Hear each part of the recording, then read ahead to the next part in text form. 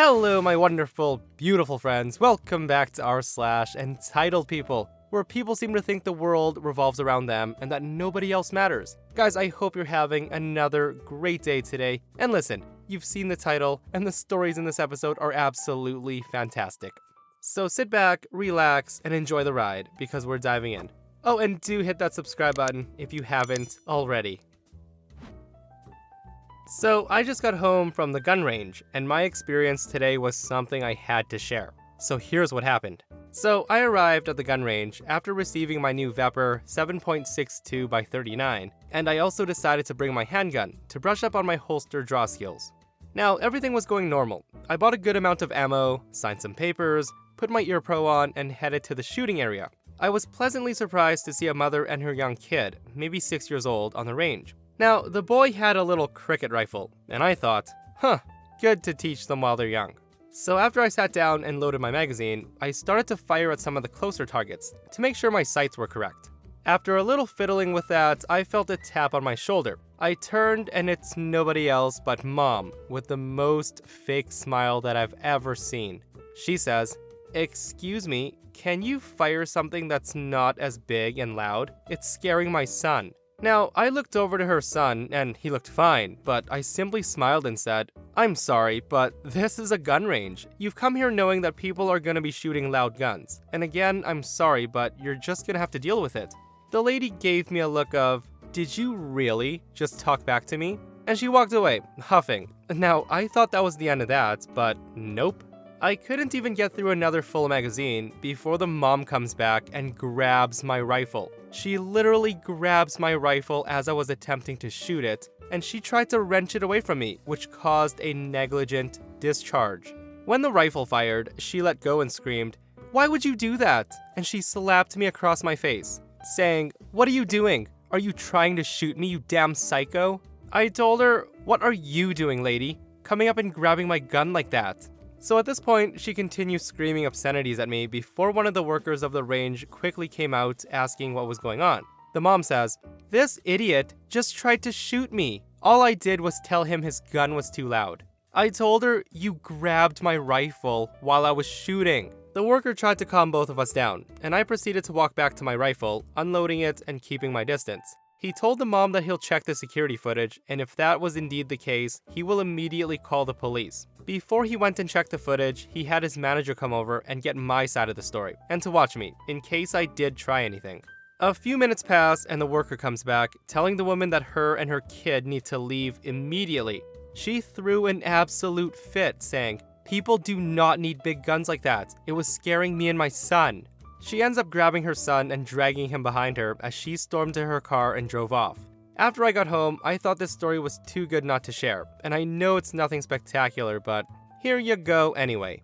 So listen guys, what the heck did she expect going to a gun range? People shooting Nerf guns? The level of entitlement is super strong with this lady. Like, how can you take your son to a shooting range where guns are loud as heck, and then demand everybody else be quiet? Listen, and don't even get me started on what could have gone wrong in that situation. Anybody with half a brain would have known better than to just come up behind somebody who was trying to shoot their gun and try to wrestle it away from them.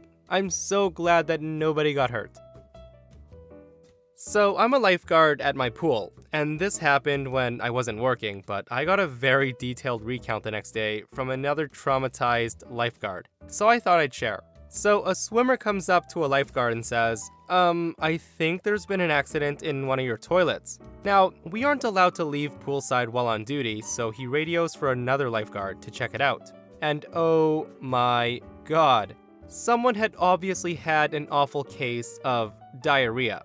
Inside the bathroom stall was covered all up the walls, the floor, on the toilet paper dispenser, and in every crevice available. The lifeguard quickly closed the bathroom stall and runs for the manager because he had no idea how to even start cleaning it up. So this is where the entitled woman comes in. Lifeguard 1 was watching the pool as he noticed a lady and her kid, who's maybe 6 years old, walking on the pool side. Now, the most important detail to note here is that you can clearly see that the kid has crap dripping down his legs. The conversation goes as follows. Lifeguard 1 says, excuse me ma'am, what are you planning on doing? I hope you're not taking your son into the pool like that." The mom says, "Oh no, "Don't worry, I just need to wash him off and then we'll be leaving." Now, lifeguard 1 says, "What?" She continues on and says, "I'm just gonna dunk him in, just to get the worst off before he changes." Lifeguard 1 says, no you're not. You can use the showers for that." She then responds, "Oh, this will be so much quicker, and we're here, plus the showers are gross."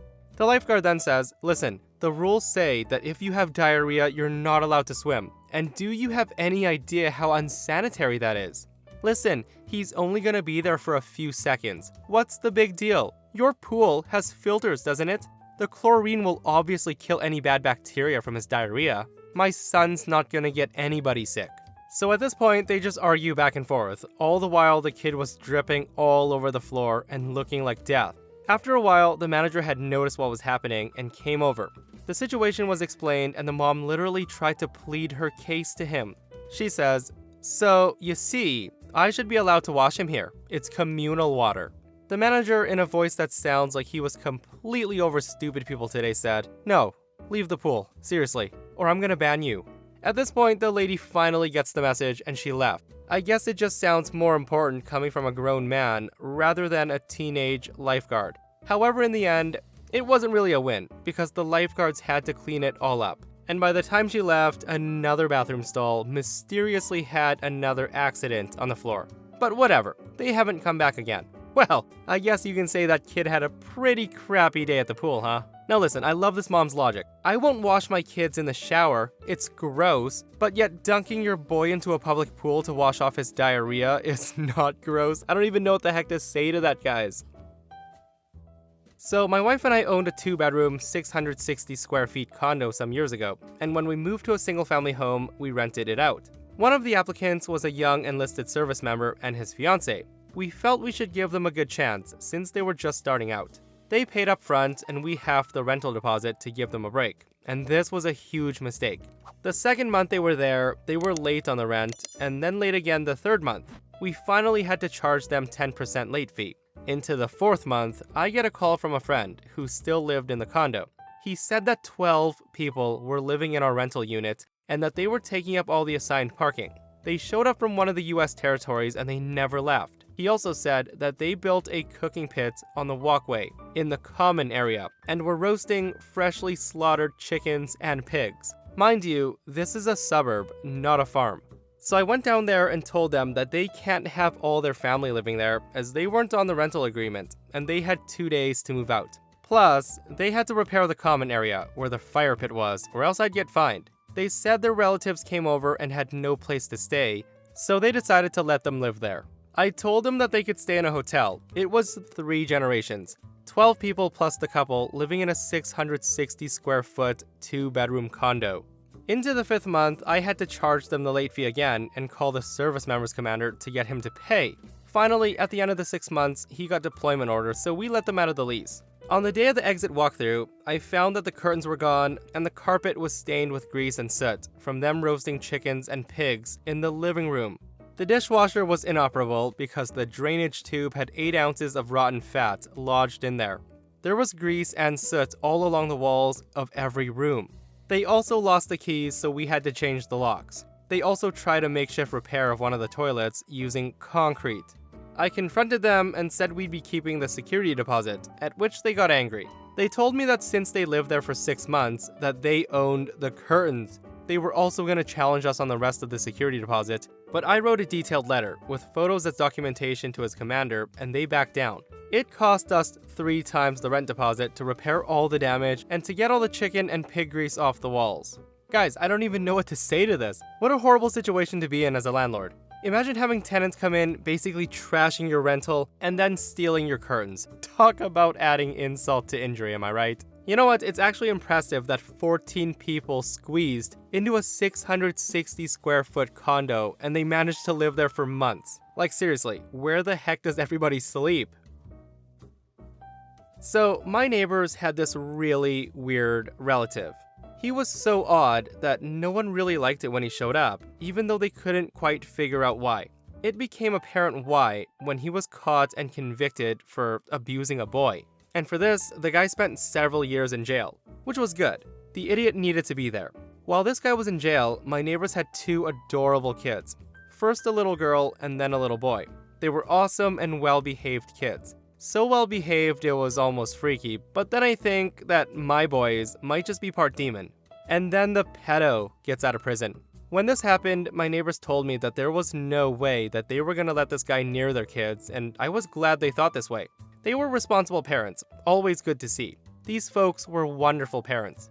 So about 3 months later, my husband and I ran into our neighbor's mother-in-law. So before this, I was never sure if I liked this woman or not, but I was positive that I did not like her after this meeting. This entitled woman did nothing but complain about our neighbors. She would say things like her daughter could have done better, her daughter's husband was a lazy slob, and they refused to go to church with her, yada yada yada. Now, I was getting annoyed with her stupid rambling. These were actually great neighbors that actually watched their own kids when they came over. Then she starts complaining about how they refused to let her nephew, the pedo, come to their house. She went on this tirade about how families should stick together, and how them not trusting this nephew was just wrong, and that we should just let our kids hang out with him. Now, I stood there in horror as she told us how she had plans to pick up her grandkids and take them to meet her nephew, so that he would be given the love and trust of his family, which he so desperately needs. This cow then goes on to say that she might even leave them with him for a short time, just so, he can show everybody else how trustworthy he is. She said that the police were so stupid to say he could not be around kids and she was gonna prove it to them. Listen, I actually put my hands in my pockets to keep from reaching out to slap her. I looked at my husband and saw that he was freaked out too. So here we are, both staring at this woman with horrified looks on our faces, and this cow keeps droning on and on, not even noticing. She was so damn stupid. When we got home, my husband walks over to our neighbor's house and told him exactly what his mother-in-law said.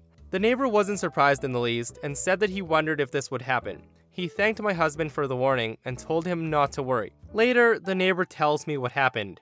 He said that his mother-in-law had come by a few days later and said she wants to take their kids to church. He had told her no, and she then asked if she could have them for the afternoon. He then told her no again. She was getting mad at this point and asked him why he wasn't letting her have her only grandkids. He told her that he was so afraid that she would take the kids around the cousin who's been to jail. The very next thing she said was that my husband and I were lying, that we made this whole story up, and that she would never do that. He told her that he knew she wasn't going to do it because he wasn't going to let her. She then becomes angry at this and said she would talk to her daughter about this accusation and left. Later, her daughter told her that she could come by the house anytime she wants to see the kids. She also told her that anytime she wanted to, they would bring the kids to her house for a visit. This was as long as her nephew wasn't there, but that she was never ever going to be allowed to just take the kids without her or her husband, so she was going to have to accept it. Her mother then angrily tells her that God gave her those kids, so therefore, God could just as easily take her kids away. Now, I'm not sure about that, but that kinda sounds like a threat to me, but who knows? So the mother-in-law did the only not logical thing and moves her nephew, the pedo, into her house. What followed was this woman moaning and complaining that nobody ever wants to visit anymore and that she was no longer welcome to any of the relatives' homes. The reality was that she stubbornly insisted that her nephew be invited too. If not, then she was staying home. I have not been able to figure that one out at all. Now the neighbor kids are all grown up. This woman, still to this day, lives all alone with her nephew and still loudly wonders why nobody comes to her house or why she's no longer invited places. Gee lady, I frickin' wonder why. Listen guys, I do believe in second chances, but not in this case. This story absolutely upsets me so much. I can't believe this dumb woman would risk the safety and well-being of her own grandkids just to prove to the cops and everybody else that they were wrong about this guy. Seriously, you've gotta be kidding me. I'm sorry, but if you're in jail for something as disgusting and as despicable as that, you need to be exiled to the end of the earth and left to rot. I also love the fact that she moved him into her house, thinking he'd get invited to family events, only to have it backfire. So guys, what do you think? Would you disown a family member if they did something like this? Or would you be more understanding like this mom and try to forgive and forget because they're family? For myself, I don't care who you are. You could be my favorite freaking cousin or brother. If you do something like this to a child, you're getting Sparta kicked into the abyss. And that, my friends, brings us to another end of our /entitled people. Guys, we survived another episode filled with outrageous stories. If you guys missed the last episode, a mom abandons her child, only to come back 16 years later demanding to use her for an organ transplant to save her new son. Imagine that. Check it out if you haven't, and I'll see you guys in the next one. I love you.